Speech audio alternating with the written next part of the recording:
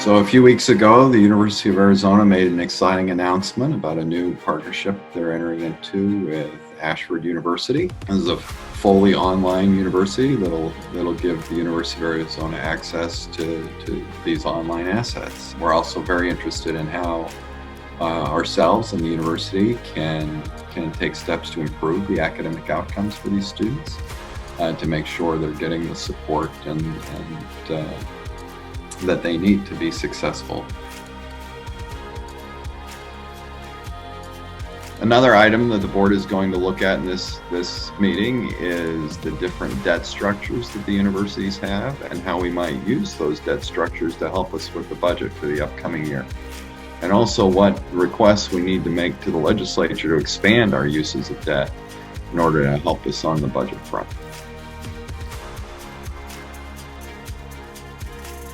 The board has a number of reports that are due on September 1st. So every year in August, we hold a meeting where we review these annual reports.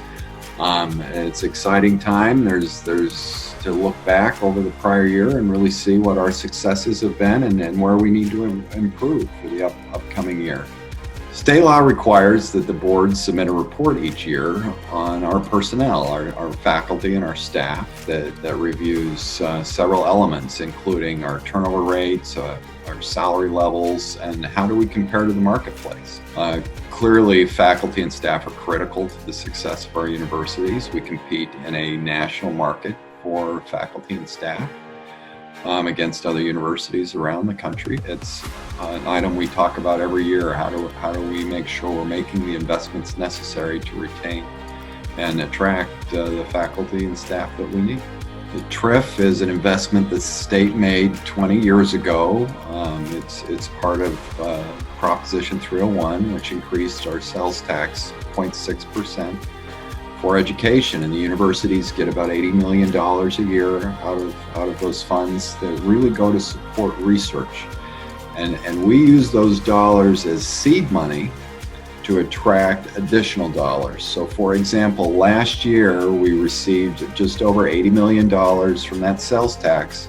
And through that $80 million, we were able to attract another $465 million in investment. If a student agrees to teach in the state of Arizona, we will give them a full tuition scholarship as they work towards their teaching degree. Originally, the program was funded with university dollars. So we carved out some dollars and were able to support a few hundred students last year. The governor and the legislature put $15 million towards this program, and so we were able to grow enrollment exponentially. Well over 2,000 students are now participating in this program. We're reaching out to non-traditional students, so if you're a math major or an engineering or wherever else, come teach for a couple of years, or make a career out of teaching.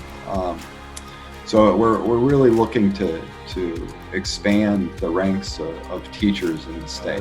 The cost containment report, every year we report to the legislature things we're doing to make sure we're holding our costs down. And this is everything to, refinancing our debt, implementing energy savings, restructuring some of our colleges, but it's also, are we holding the line on required number of credit hours, for example?